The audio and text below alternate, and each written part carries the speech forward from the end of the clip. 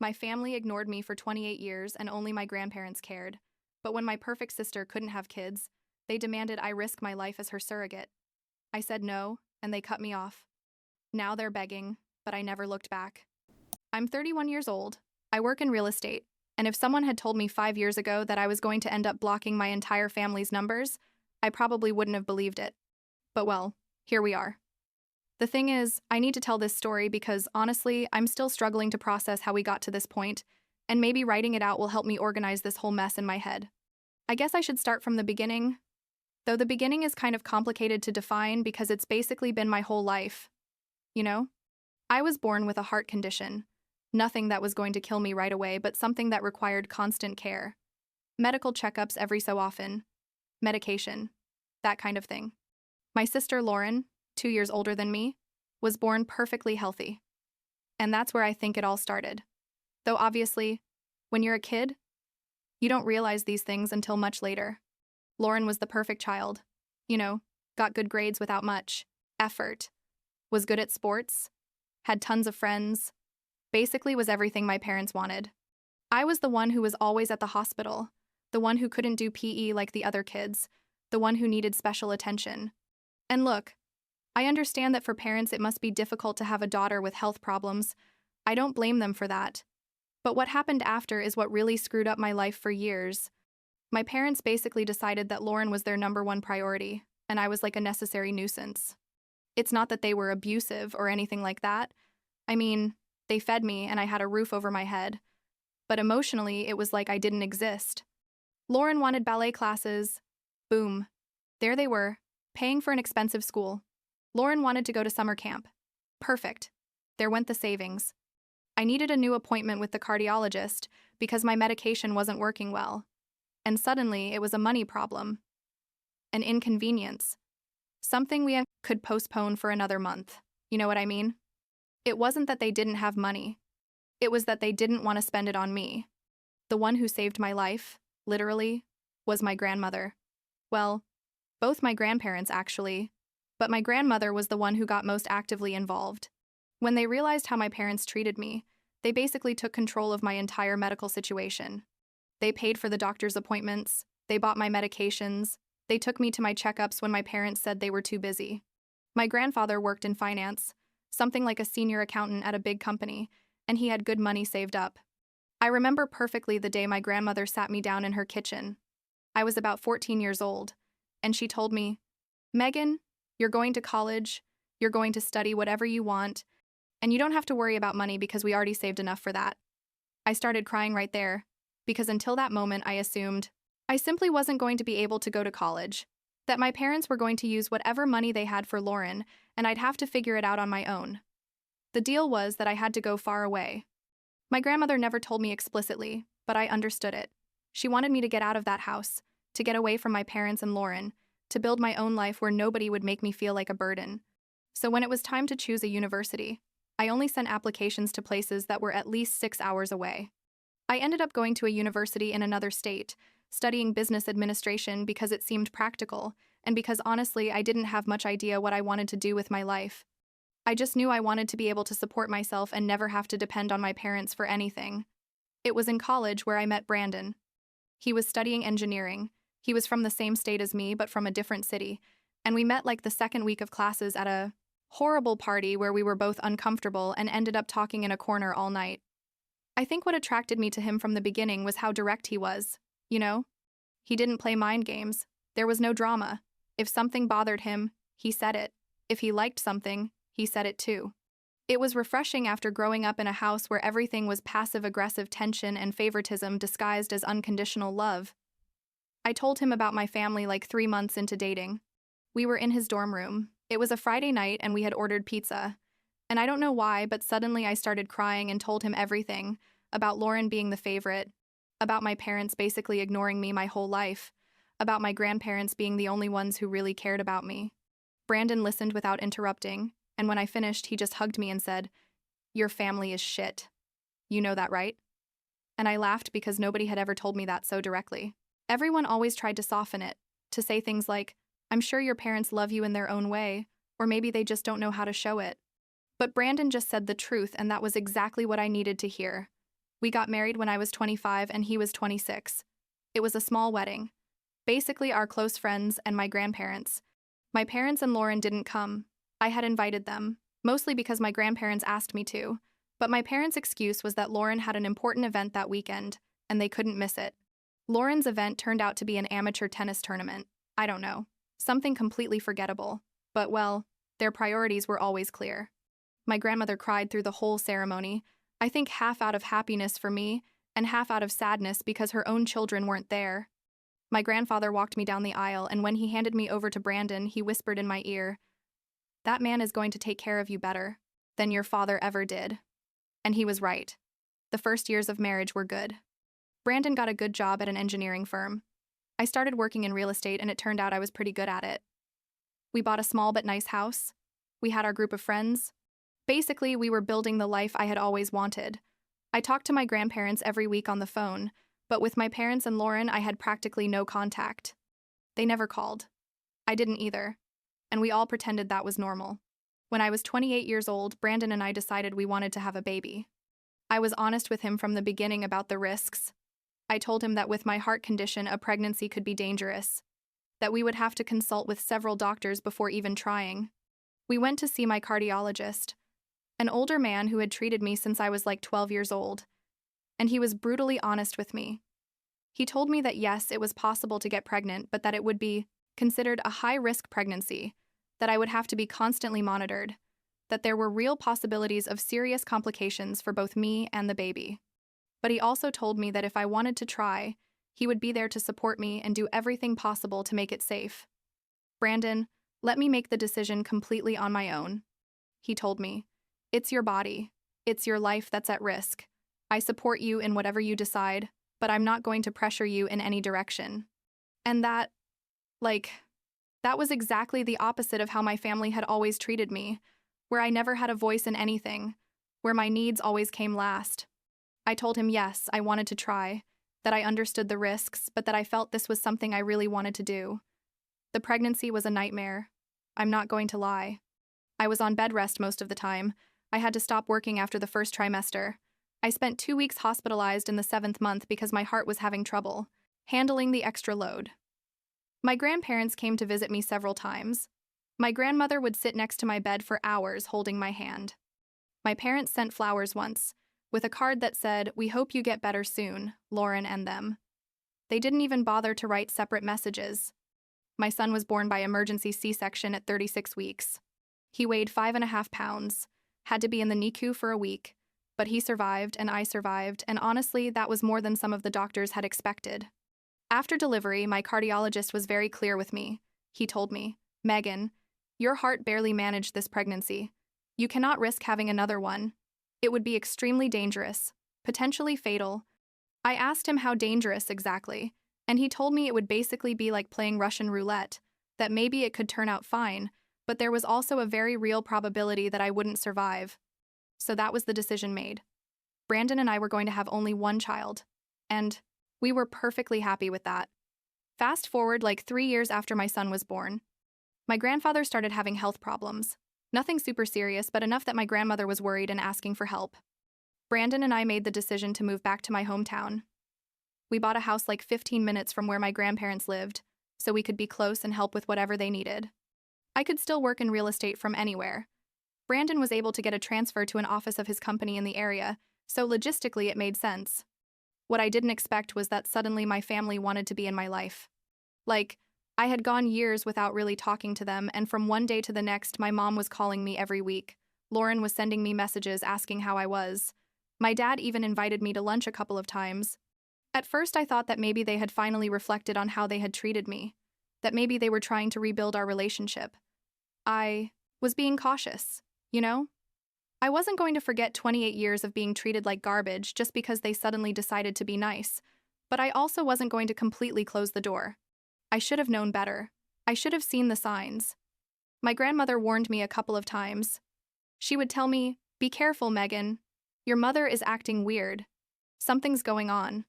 But I wanted to believe that maybe people could change, that maybe my parents had finally realized how badly they had treated me. The bomb dropped like 6 months after we moved back. My parents organized a family dinner. They said they wanted the whole family to be together, that it was important. Brandon didn't want to go. Honestly, he had never liked my family, and the feeling was mutual. But I asked him to come with me, and he agreed, because that's how Brandon is. He always supports me even when he doesn't agree. The dinner started normal, like awkwardly normal. Lauren looked weird. She was nervous. She kept looking at my parents like waiting for some signal. My mom had cooked a ton of food. Too much food for just 6 people. My parents, Lauren, her husband, Brandon, and me. And she kept insisting that we eat more, that we serve ourselves more wine. Basically, she was trying too hard to make the night perfect. After dessert, Lauren took out an envelope. It was one of those pretty envelopes, like the kind you use for wedding invitations, with my name written in elegant cursive. She handed it to me with this huge smile and told me, "Open it." I looked at Brandon and he shrugged, so I opened it. It was a card, with glitter and drawn flowers and all that crap, and inside it said something like, "Dear sister, we love you so much and we know you've always wanted to help the family." And below Lauren had written, "Will you do me the honor of being the surrogate mother for my baby?" I stared at the card for what felt like 10 minutes, but was probably only seconds. I looked at Lauren, I looked at my parents, I looked at Brandon. Brandon grabbed my hand under the table, hard, and I could feel the tension in his grip. Nobody was talking. Everyone was looking at me, waiting for me to say something. Finally, I found my voice and said, "I don't understand." And Lauren said, "Well, as you know, Josh and I have been trying to have a baby for years, and the doctor said I can't get pregnant. Something about my eggs or, I don't know. It's very complicated. But we can use his sperm and eggs from a donor, and we just need someone to carry the baby for us." And we thought, who better than my sister, right? You already had a baby, so you know what it's like, and it would be so special if you were the one to give us this gift. I said, "Lauren, I almost died having my son. The doctors explicitly told me I cannot have another pregnancy. It would be extremely dangerous for me." My mom interrupted there, with that soft and manipulative voice she used when she wanted to get something, and said, "Oh, honey, I'm sure the doctors were exaggerating. You look perfectly healthy now. And besides, this is what family does. They help each other. Lauren really needs this." Brandon said, "Wait, she told you that her doctor said another pregnancy could kill her and you're telling her she's exaggerating?" My dad looked at him with that contempt he always had when Brandon spoke and said, "This is a family conversation, Brandon." Brandon was about to respond, but I squeezed his hand, like telling him to let it go, that I would handle it. I told Lauren, "I understand, this must be very difficult for you, but I can't do this. My heart barely survived my pregnancy. It's not that I don't want to help you. It's that I could literally die." Lauren started crying, huge tears running down her face, and my mom hugged her and looked at me like I was the devil incarnate. My dad said, "You've always been selfish, Megan. Your whole life we've sacrificed so much for you, with your medical problems and your constant need for attention. And now that your sister needs something from you, you turn your back on her." Lauren sobbed louder, saying something about how I had always been jealous of her, how I had never wanted her to be happy. And that's when something inside me broke. I got up from the table, so fast that my chair almost fell, and said, "You know what? I'm done. Brandon, let's go." Brandon was already standing before I finished the sentence. My mom was yelling something about how we couldn't just leave, that we needed to resolve this as a family, but I was already walking toward the door. Lauren followed me, grabbing my arm, saying, "Please, Megan, please, just think about it. It's the only thing I'm asking of you in my whole life." I told her Lauren let go of me, and she didn't, so Brandon literally had to pull her off me. We got in the car and left, while my dad yelled from the door something about how I was a disappointment. In the car ride home, we didn't say anything for several minutes. Finally, Brandon asked, "Are you okay?" And I said, "Honestly, I don't know." He said, "You knew this was going to happen, right? That's why they were so nice suddenly." And I said, "Yes. I knew it. Deep down, I knew it. But I wanted to be wrong. I thought that would be the end of it. I thought my family would be angry for a few days, and then we would move on with our separate lives like we had done for years. But I was wrong. 2 days later, my mom called me and asked me to meet for coffee. I didn't want to, but she kept insisting, saying she just wanted to talk, that things had gotten out of control at dinner and she wanted to clear some things up. I agreed. against Brandon's better judgment, and we met at a coffee shop near her house. My mom arrived with this face of maternal concern that I knew was fake, because she had never shown that real concern for me in my whole life. She told me she understood that dinner had been a lot, that maybe they had handled it badly, but that I really needed to reconsider. She told me Lauren was devastated, that this was her only chance to be a mother, that I was being selfish by denying her that when I already had a child. I told her mom I could die. She told me I was being dramatic, that doctors always exaggerate risks to cover themselves legally, that she was sure I would be fine. I asked her if she had researched anything about my condition, if she had talked to any doctor, if she had any medical basis for saying that. She just said, "A mother knows these things." I told her I wasn't going to change my mind, that this conversation was a waste of time. She started crying right there in the coffee shop, saying she couldn't believe I was so cruel, that how could I sleep at night knowing I had the power to make my sister happy and chose not to. I got up and left, leaving her sitting there crying, and for the first time in my life I didn't feel guilty for doing something to my mother. The following days were a nightmare. My dad sent me messages constantly, long texts about family responsibility and how I owed Lauren something for all the years she had to deal with a sick sister. Lauren sent me pictures of babies with messages saying things like, "This is what you're denying me," or, "I could be aunt to my own child. Wouldn't that be beautiful?" It was manipulation at its finest, and I blocked their numbers after the third day of that. But then they started showing up at my house. My mom would ring the doorbell at random hours, sometimes early in the morning, sometimes late at night, asking to talk. Lauren showed up one day when I was leaving for work with a folder full of information about surrogacy, trying to convince me it was completely safe. My dad left a letter on my door about how disappointed he was in me. It was my grandmother who finally told me what was really happening. She called me one night, her voice shaking, and told me, "Megan, I need to warn you about something." Apparently my parents and Lauren were talking about taking legal action against me. I don't know exactly what kind of legal action they thought they could take. Honestly, it sounds ridiculous now. But at that moment, they were so desperate and so convinced that I owed them this, that they were willing to try anything. My grandmother also told me that Lauren had been telling everyone in the family that I had offered to be her surrogate, and then backed out at the last minute, that I had broken a promise. Total lie, obviously. But several distant relatives had sent me messages saying they were disappointed in me. People I hadn't even seen in years suddenly had an opinion about my decision. Brandon said it was enough and made me go with him to consult with a lawyer. The lawyer told us that legally my parents and Lauren had no case, that nobody can force someone else to be a surrogate, that it was all basically empty threats. But he advised us to document everything, save all the messages and emails. Keep a record of every time they showed up at our PC's house, just in case things escalated further. The final message came from my dad, a long email that basically said that he and my mom had decided they no longer wanted to have contact with me, that I had demonstrated that family meant nothing to me, that they had tried to give me everything in life, literally. A lie. And I had returned it with selfishness and cruelty. It ended, saying they hoped that someday I would realize the mistake I had made and could live with that guilt. I read the email 3 times.